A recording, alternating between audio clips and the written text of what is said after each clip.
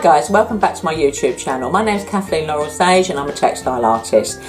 Last time you saw me, we were looking at how to make the background to this lovely waterfall cascade that I've got here. This time we're going to be looking at how to make the lovely flowers that I've superimposed on top of it, and also how to wire and add leaves to our lovely piece so they are three-dimensional on the waterfall.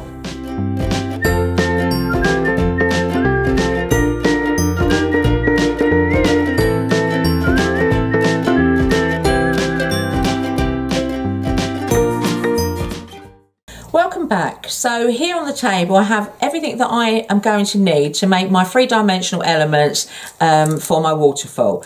I'm not going to start with the wire straight away. I'm going to start with the easiest thing, which are these three-dimensional flowers which I've got here. Now to make these, they're made of organza.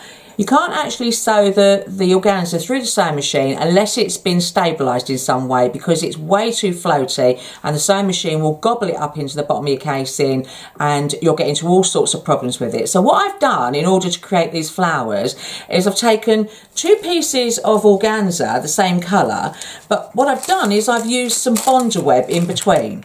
So the Bonder web has got a glue on this side and a paper on the back. So I've taken the pieces, and you can see the Bonder web there where I've not quite ironed that together. So I've ironed the Bonder web onto one piece of organza, and then I've taken off the paper backing and I've put the other piece of organza on the back and I've ironed them both together. And now I have a relatively good stable piece of organza that's a double layer that I can now do my flowers onto. Now to do the flowers, all you have to do is have a template. So I have a template here made out of birthday card. Here it is.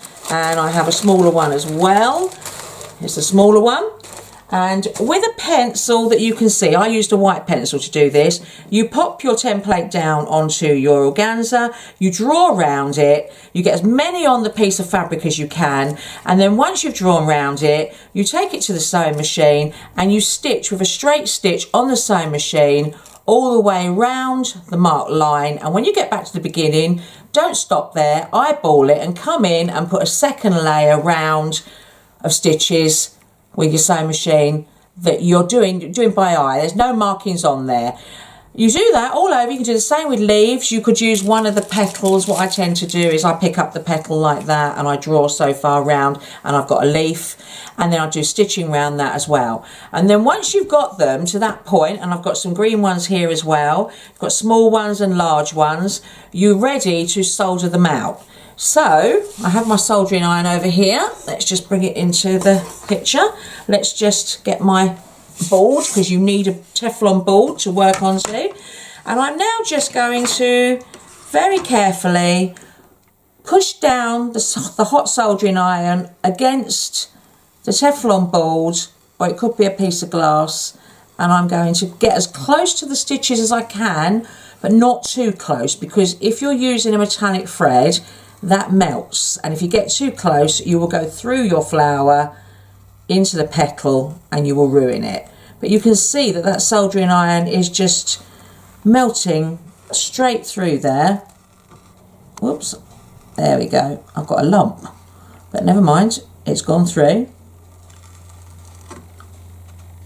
Be careful, try not to go too fast. Go the speed the soldering iron will melt. If you try to push it too fast, you'll skip, and then you'll end up damaging the piece you're trying to take out. There we go, there's my first flower. Once you've got your flower, you can decorate it. So you can use the soldering iron and you can pop in little holes. Get my fingers in the right place, hopefully you can see that. You can pop in, let's take the one out underneath away, and then you will be able to see. There you go. I'm just going to put some lovely holes all the way around the edge. Depends how far you push down with the soldering iron as to how big the holes get. And of course, trying to keep your fingers out the way so you don't burn yourself is also something you have to concentrate on.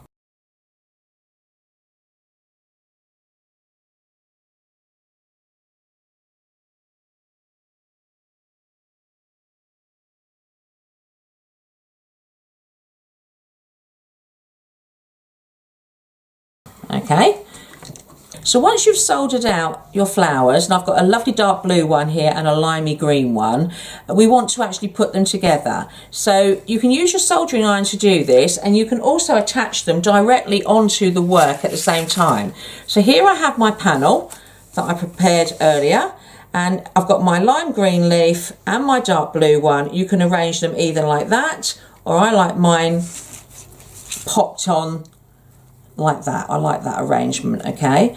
Now, you could bead those on by hand, but I have a hot soldering iron here, and if you're quick and you get comfortable enough with your soldering iron and you get your hands in the right place, you can actually use the soldering iron to weld the flowers to the background fabric you've created, because they all melt. So the way I do it is I get my fingers in place, I get them all set up, and then I take my soldering iron and I make a hole and I push, a hole and I push, because when I make these holes it melts the fabric, and then you get this sort of gungy melted stuff around the edge, and if you push it then it welds together. And I'm just putting the centre of the flower in with these little holes and pushing them each time, and when I hold it up, if I'm lucky, it's attached onto your background fabric.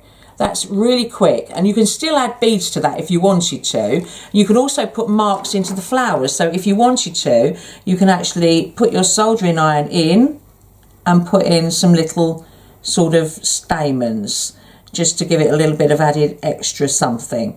You don't have to. This is sort of some mark making I'm doing now. There you go. And that's on there now, it's not going to come off.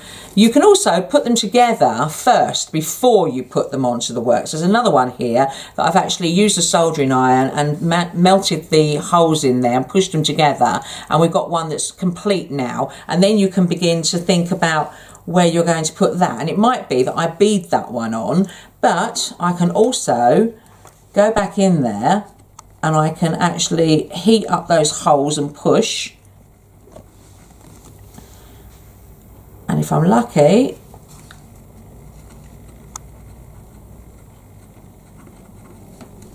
that will attach on also. There you go, let's lift that up. Yep, that's on there too. So it's a really nice way of using your soldering iron, using all these fabrics that melt. It means that you can use the soldering iron instead of scissors, and you can attach things wherever you feel like. Back in a moment, I'm just going to set up. I've got my wire ready now, and I will show you how to make these lovely, swirly, lovely covered wire leaves. Right, so to wire a leaf, your fingers are all going to be in the way, but you need to have your piece of wire so that the end of the wire is past the leaf. It makes things easier. Then you're going to pop your leaf underneath with your wire. I've got my open toe zigzag foot on here, and I'm just going to get myself into position. So I want to put my needle down so that I know where it's going to go. I then want to change my zigzag stitch. I want to make it something like a 2. This is 2.1 on here, and I've got 1.5 length of stitch. So come down, gently start off, because you don't want to hit the wire, and don't go too fast because you don't know what it's going to do. So just gently start off, and there we go.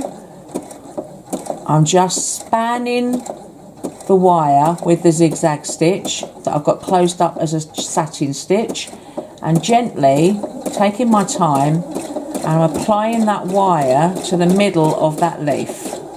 Now when I get to the bottom of the leaf, I'm hopefully going to sew right off the edge and keep going down the wire. So there we go, we're coming to the end. Put your hands behind and hold on to the leaf behind, and as you can see, I've got my fingers and the wire in front of me, and it's flat to the bed of the sewing machine. And I'm going to just very carefully continue to stitch. And you don't want to go too fast, because if you bang the wire, you'll break the needle, or worse than that, you'll push the wire into the bottom of the sewing machine. So just gently take your time. Just think, it's so much quicker doing it this way than if you had to do that by hand.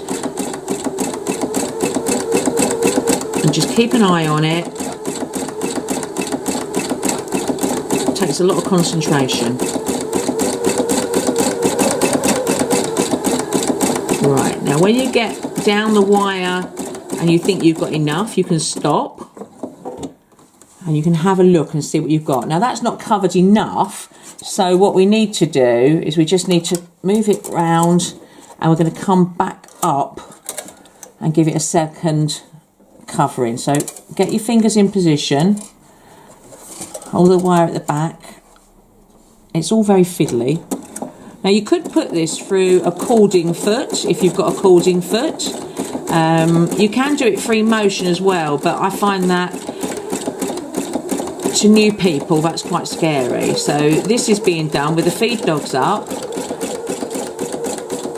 my open toe zigzag foot on, and I'm just taking my time, and the machine is letting that go through. I've got a slight amount of torque on the back, which basically means I'm not pulling it, but I'm making sure it doesn't stick. And I'm going to come back onto the leaf again, and hopefully this time that second coating will make that look so much better. There you go. Right, now when you get to that point there, don't ever try and go to the point of the leaf. It's really hard to do. I tend to stop short of the point there, and then what I do is I take my scissors and I pull this bit back, and I can get underneath, and then I can snip that wire right up close to my stitches. And then if you give this just a little tiny bit of a pull, you can just wiggle that piece of wire in, cut off all the pieces that you don't want. Come here. I've got you. Get the ones on the back. And there you have it. You've got a nice leaf which you can bend. And if you want to put the coils in, you just need a pen, any kind of pen, wrap it round the pen, and there you are. You have a lovely coiled leaf. They get better with practice. If you've got some sort of gaps here, before you actually put it round the pen, you can actually slide this up. So you can actually slide your stitches up a little bit to make that better. And of course, if I'd used a darker wire, that would have been better too. But look, you can see I can move those all along with my fingers slightly, and then you can take out the gaps, and then you can put the coils back in again. And that's ready to go to our piece of work, and that can be applied onto your work by just zigzagging over the top of that onto your work. So if I pick the piece of work up so I can show you, in fact I can do that for you as well. Here's the piece of work. I want to apply this, so I'm just going to pop it under my flower there that's already applied, get it onto the piece of work, and then this is going to go back onto the machine, and I'm going to do exactly the same as what I just did. I'm going to just give a little satin stitch over the top again, about 7 or 8 stitches, and that's now attached onto your piece of work. You can clip off that piece of wire up there. And then what you need to do is you need to disguise that. So all you do is you pick up another flower that you've got here, and you place another flower over the top. Or, more sensibly, apply these before you apply your flowers. Then you can put your flowers over the top of them, and you can build up quite a nice dimensional piece of work. Well, I hope you enjoyed that, and I hope you have a go. If you feel you can't have a go and you need some supervision, please contact me. I come out and I teach this sort of thing to groups and classes all across the country. Please remember to like and subscribe my YouTube channel. I've got so much more that I can do that I want to share with you.